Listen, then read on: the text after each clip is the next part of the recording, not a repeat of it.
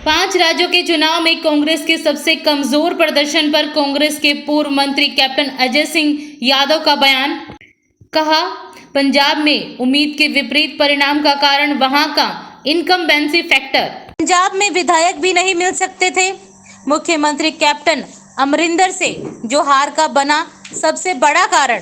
5 राज्यों में मिली हार पर पार्टी को चिंतन और मंथन करने की है जरूरत। नमस्कार, दैनिक साथी के डिजिटल प्लेटफॉर्म में आपका स्वागत है। हाल ही में हुए 5 राज्यों के विधानसभा चुनाव में कांग्रेस के सबसे कमजोर प्रदर्शन और मिली करारी हार पर कांग्रेस के पूर्व मंत्री कैप्टन अजय यादव ने कुछ यूं सफाई देते हुए कहा कि पंजाब में कांग्रेस की हार का मुख्य कारण वहां का इनकम्बेंसी फैक्टर रहा, क्योंकि वहां के मुख्यमंत्री कैप्टन अमरिंदर से विधायकों को ही मिलने की इजाजत नहीं थी, जो खुद ही चुनाव हार गए और चन्नी के खिलाफ जमकर प्रोपोगंडा चलाया गया। बाकी 4 राज्यों में कांग्रेस को मिली हार पर गहन चिंतन और मंथन की जरूरत है। वे अपने रेवाड़ी निवास पर पत्रकारों के सवालों के जवाब दे रहे थे। कैप्टन ने कहा कि उन्हें अब कांग्रेस पार्टी में ओबीसी के राष्ट्रीय अध्यक्ष पद की जिम्मेदारी दी गई है, जिसे वह दिन रात एक करके बूथ लेवल तक के नेताओं के साथ मिलकर गरीब और नीचे तबके के लोगों को पार्टी से जोड़ने का प्रयास करेंगे और फिर से संगठन को मजबूती प्रदान करने का काम करेंगे। देखिए, ऐसा है कि हर पार्टी में उतार और चढ़ाव आते हैं।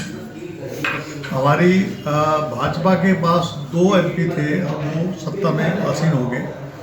तो मेरा कहने का मकसद ये है कि खास तौर पे आपको मालूम है, पंजाब के अंदर जिस प्रकार से कैप्टन अमरिंदर सिंह ने वहाँ राज किया, उसका असर ये पड़ा कि वहाँ पर एंटी इनकम्बेंसी फैक्टर था। लोगों से मिलना जुलना उनका कम था, विधायक तक उनसे मिल नहीं पाते थे, और आपने देखा वो खुद अपना चुनाव हार गए।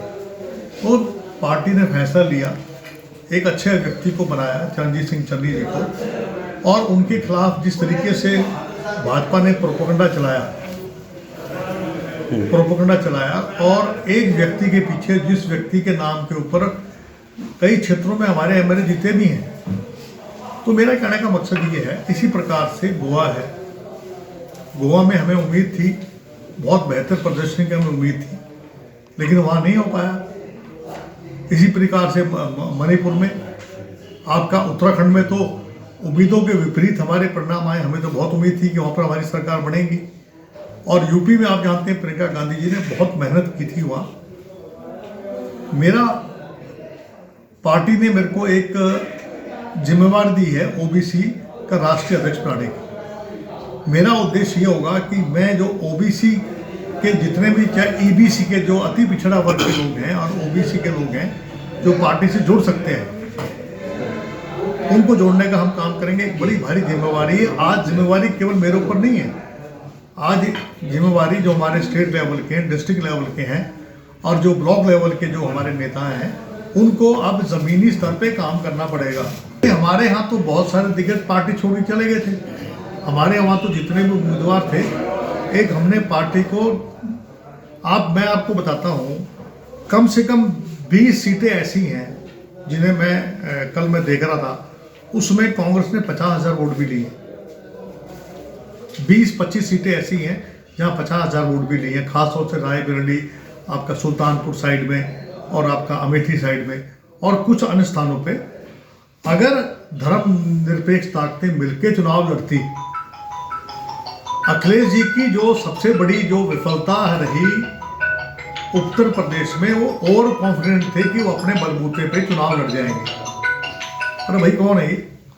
तो मेरा कहने का मकसद है कि आज हर व्यक्ति को ये सोचना चाहिए कि जब तक हम सबको साथ मिलकर नहीं चलेंगे, धर्मनिरपेक्ष ताकतों को एक होना पड़ेगा, तब जाकर जो है ये काबू आएगी। अब देखिए, टीएमसी है, आप हैं, उन्होंने जो है हमारा खेल गोवा में और उत्तराखंड में और मणिपुर में, उनकी सीटें चाहे 1 या 2 आई हैं, लेकिन नुकसान हमारा ज़्यादा कर दिया।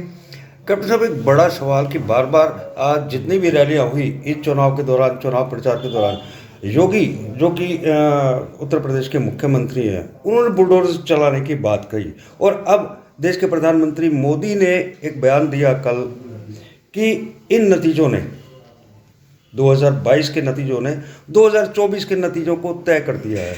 इसका देखिए- मतलब क्या निकालते हैं? देखिए, ऐसा है कि जो भाजपा की जो नीति है, जितना झूठ बोलो, जनता को गुमराह करो। आज महंगाई से उनको कोई सरोकार नहीं है, आज भ्रष्टाचार से उनको कोई सरोकार नहीं है, धर्म और जाति के नाम से लोगों को गुमराह करने की कोशिश करते हैं, जाति के नाम से गुमराह करने की बात करते हैं। अब जैसे आपका मामला था, ये जो मुस्लिम महिलाओं का मामला था, आपने वो जो पहनती हैं, वो अपना बुर्का बुर्का जो पहनती हैं, उसका मुद्दा एक उन्होंने बना दिया चुनाव के ऐन वक्त पर।